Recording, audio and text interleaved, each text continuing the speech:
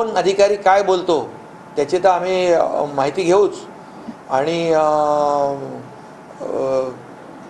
परंतु सरकार म्हणून ही जबाबदारी आमची आहे आणि ज्या योजना आम्ही केल्यात याचे पैसे आमच्या लाडक्या बहिणींच्या खात्यामध्ये आणि त्याचबरोबर शेतकऱ्यांना त्याचा लाभ युवकांना त्याचा लाभ देण्याचं काम सरकार करेल आणि सगळे पैशाची तरतूद केलेली आहे। याला आर्थिक बेशिस्त म्हणतात।